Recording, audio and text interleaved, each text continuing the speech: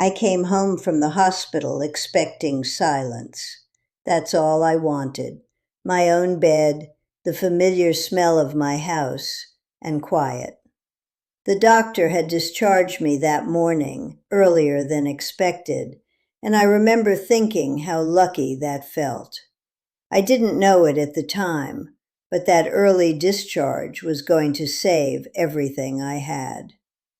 The moment I opened the front door, I smelled garlic and onions sizzling. I froze. Then I heard voices, laughing, talking, the clatter of pots and pans coming from my kitchen. My kitchen. I lived alone. I had lived alone for almost 8 years. I walked slowly toward the kitchen and stopped in the doorway. 3 strangers were cooking in my house like they owned the place. One woman was wearing my apron. A tall man had a measuring tape stretched across my kitchen counter. Another woman stood near the dining table, holding a clipboard. All 3 of them looked up at me at the same time, and the expressions on their faces shifted instantly from casual focus to awkward surprise, like actors who forgot their lines when the wrong person walked onto the stage. My daughter Emily turned pale when she saw me. My son-in-law Ryan smiled a little too quickly. And that was the moment I realized something that made my stomach drop. I wasn't supposed to come home yet. Pay attention to this detail because it's going to matter later. Let me explain something first. My name is Alice. I'm 63 years old, a widow. My husband Daniel and I bought this house in Columbus, Ohio, when we were barely 30. Newly married, full of hope, convinced we had the whole world ahead of us. Daniel used to say the house wasn't just a building, it was proof that ordinary people could build something lasting. He was a civil engineer, quiet man, careful with his words. I spent most of my career as a secretary at an elementary school. Nothing glamorous, but it was honest work, and I loved the routine of it. When Daniel died from a sudden heart attack 8 years ago, the house changed. It became quieter, too quiet sometimes. Our daughter Emily was my only child. She'd moved across town after marrying Ryan Carter. For a while after Daniel died, she visited often, brought groceries, sat with me on the couch, tried to fill the silence. But over time, life pulled her away. Work, marriage, responsibilities. That was normal. I told myself that constantly. But here's the thing. Over the past year, something had shifted. Emily started visiting more frequently again. At first, I thought she was just worried about me living alone. She'd bring coffee and sit at the kitchen table while I cooked breakfast. But slowly, the conversations changed. One afternoon, she asked casually, "Mom, have you ever thought about refinancing the house?" The question caught me off guard. A few weeks later, she asked where I kept the house deed. Another time, she wondered whether Daniel had ever updated our insurance policies. Then Ryan started asking questions too. He worked in real estate financing, which sounded impressive but also complicated. One evening at dinner, he suddenly asked, "Have you ever considered selling and moving somewhere smaller?" I laughed. "That house has been my home for 32 years, I said. "I'm not going anywhere." Ryan smiled politely, but something about the way his eyes flickered made me uneasy. At the time, I dismissed it, and honestly, that was a mistake. The morning I ended up in the hospital started like any other day. I woke up feeling unusually tired. Not the normal kind. This felt heavier, like my body was dragging through water. I tried to ignore it, made coffee, watered the garden, started doing laundry. But while I was folding clothes in the living room, the room suddenly spun. The last thing I remember is the sound of my phone slipping from my hand and hitting the floor. Emily found me unconscious on the living room carpet. The doctors told me I'd experienced severe dehydration combined with a mild cardiac episode. Not a heart attack, but close enough to scare everyone. I spent 3 days in the hospital. Emily and Ryan visited several times. At one point, Emily said softly, "Mom, maybe you shouldn't be living alone anymore." Then, on the morning of my discharge, the doctor said I could go home a day early. Emily looked surprised, not relieved, surprised. Now I realize it meant something else entirely. Because if I had come home tomorrow instead of that morning, I might never have walked into that kitchen at the exact moment I did. I might never have seen the strangers, and I definitely wouldn't have seen the look on Ryan's face when I appeared in the doorway. A look that lasted only a fraction of a second. Something cold and calculating flashed in his eyes before the polite smile returned. And suddenly, the smell of garlic cooking in my kitchen didn't feel comforting anymore. "Mom," Emily said quickly, her voice too high, too forced. "You're home already." Already. That word landed heavily. Ryan stepped forward immediately. "Alice, that's great news. The doctors let you out early." The woman at the stove turned the burner down. "Oh," she said politely. "Well, welcome home." Her tone was friendly enough, but her eyes flickered briefly toward Ryan before returning to me. That small glance didn't escape my notice. I looked around my kitchen. The counter was covered with ingredients I didn't recognize. Large grocery bags sat open on the table. Someone had pulled out several of my pots and pans, and the tall man with the measuring tape quickly retracted it and slipped it into his pocket, as if suddenly realizing it shouldn't be visible. And that's when everything fell apart. Inside me, I mean. Something tightened in my chest. Why would someone measuring my kitchen need to hide the tape? "Mom, these people are from church," Emily said eagerly. "Meal support after someone gets out of the hospital." On the surface, the explanation sounded reasonable. But I didn't belong to any church. I hadn't attended regularly in years. And church volunteers don't usually bring measuring tapes. My eyes drifted toward the dining table. That's when I noticed the paperwork. Several stacks of documents spread across the surface, partially covered by a laptop bag. I walked slowly toward the table. Emily tightened her grip on my arm. "Mom, you really should sit down." I reached the table and looked down. A printed medication schedule with my name typed across the top. Brochures from a senior living community 20 miles outside Columbus. Real estate market reports, property appraisal estimates. And right at the top of the first page, Columbus Residential Property Evaluation. My heart skipped. "Why are there property reports on my dining table?" I asked. Ryan's smile tightened. "Oh, that's just part of my work," he said casually. Then I noticed another document that had slipped partially out of the pile. I pulled it free. It was a printed checklist. At the top it read, "Preliminary Property Preparation." Below it were bullet points.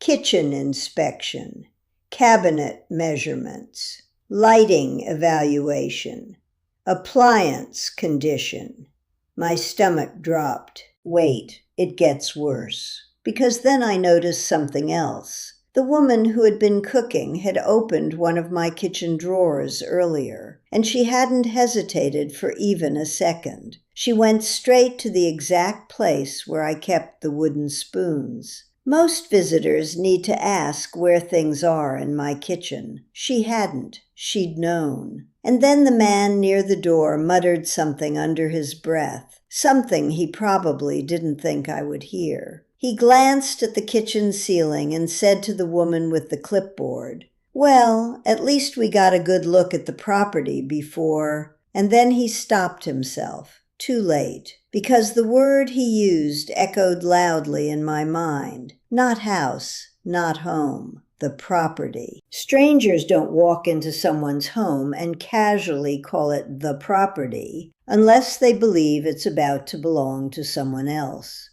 I needed to think. So I told Emily I needed to lie down. She looked relieved, too relieved. In my bedroom, I noticed the closet door was slightly ajar. I always closed it completely. Inside, hangers had been shifted. My jewelry box lid was crooked. Someone had been searching. Not stealing, searching. And then I saw it.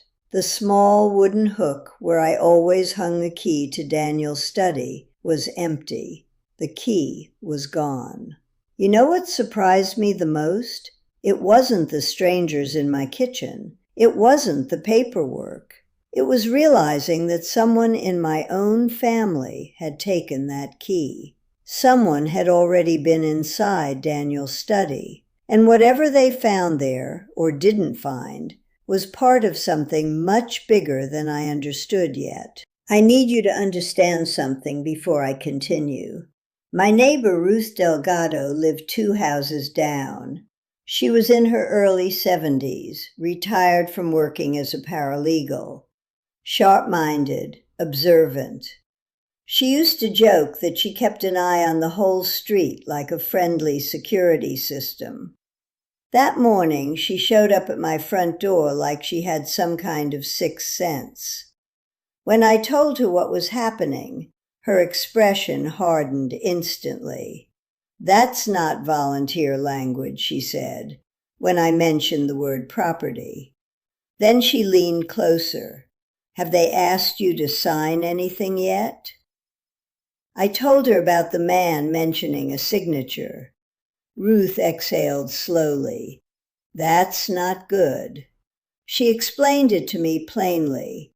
When someone is vulnerable, freshly out of the hospital, confused, scared, certain people use that moment to pressure family members into signing paperwork. Power of attorney, financial control. And then we heard it, Ryan's voice drifting down the hallway from the kitchen. "Closing timeline should still work if we move quickly." Another voice answered, "As long as the paperwork gets signed." And then Ryan, lower but still audible. "She's weak right now. If we explain it carefully, she'll agree." I felt something cold settle deep in my chest. They weren't preparing meals. They were preparing a transaction. And I was the final step. I confronted Emily alone. She broke down. Ryan's business had collapsed. A development project he invested in failed. They were $200,000 in debt. Ryan had told investors they had access to additional collateral. My house. The plan was simple. Move me into assisted living temporarily. Get me to sign power of attorney while I was still weak and confused from the hospital. Gain legal control of the house. Refinance it to cover Ryan's debts. Emily said she thought it was just refinancing. She said Ryan promised they would pay everything back. She said she didn't read the paperwork carefully. And honestly, I believed her. Not completely innocent, but not the architect of the plan either. Ryan had been the one moving the pieces. Emily had simply followed his logic until it carried her too far. Then I confronted Ryan, and for the first time, the polite mask slipped completely. "We are talking about keeping our lives from collapsing," he said. "Sometimes people have to make sacrifices." "Whose sacrifice?" I asked. He didn't answer, and this is where the story gets heavy. Because what Ryan didn't know, what none of them knew, was that Daniel had seen this coming years ago. Not specifically, not Ryan, but the possibility. The idea that someday someone might try to use financial pressure to take our home. I remembered something Daniel had told me years earlier. He said if I ever felt unsafe inside my own family, there was something in his study I should find. Ruth had found the study key. It had been sitting on the dining table, mixed into Ryan's paperwork pile. She walked it right back to me with the calm confidence of a woman who had spent decades reading legal documents and the people who misused them. I opened the study door. The smell of cedar wood drifted out immediately. Everything looked almost exactly the same as the last time I'd been inside. And there, on Daniel's desk, sat an envelope, sealed, my name written across the front in his careful handwriting. "For Alice." Ryan's face went pale when he saw it. I opened it. Inside was a letter and several official documents. I started reading. "Alice, if you are reading this letter, it means something in your life has gone wrong, in a way I hoped it never would. When people face financial pressure, they sometimes forget the difference between love and opportunity. That is why several years ago, I created a protective structure for this house. The property is held inside the Torres Family Trust. No sale, refinance, or transfer can legally happen without review from the trust attorney. His name is Michael Bennett."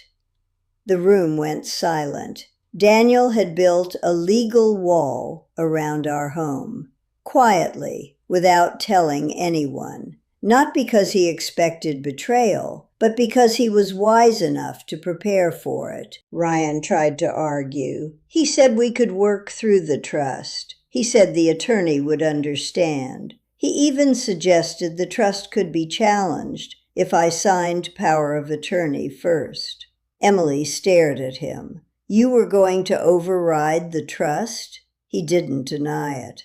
When Michael Bennett arrived at the house, everything changed. He documented what had happened. He confirmed the trust was ironclad. He told Ryan plainly that attempting to obtain financial authority from a vulnerable person under pressure could be considered coercion. Ryan left that afternoon. Emily stayed for dinner. We sat at the same kitchen table where Ryan had stacked those documents, the same table where Daniel used to read the newspaper on Sunday mornings. "I want to fix things," Emily said. "That takes time," I told her, "and honesty." She nodded. "I'll start there." Later that evening, after she left, I walked through the house alone. The living room, the hallway, Daniel's study. Everything looked the same as it had the day before, but something inside me had changed. The house wasn't just a place filled with memories anymore. It was something I had defended, protected, and reclaimed. When I returned to the kitchen and paused in the doorway, I remembered that morning. Strangers standing there measuring my cabinets. Now the room belonged to me again, and for the first time all day, I felt completely at home. Daniel once told me the house wasn't just a building. He was right. It was proof that ordinary people could build something lasting. And sometimes protecting what you've built requires standing up to the people you love most. If this story hit you in some way, leave a like. Seriously, it helps me more than you know to keep bringing these stories to you every week. And tell me in the comments, would you have trusted your family in that situation? What would you have done if you walked into your kitchen and found strangers measuring your cabinets? Because honestly, I still think about what would have happened if that doctor hadn't discharged me one day early. I read every single comment. So if you've been through something like this, if someone you trusted crossed a line because of money or pressure, I want to hear your story. Tell me where you're watching from and what time it is there right now. And if you haven't subscribed yet, do it. Every week there's a new story, and some of them are even heavier than this one.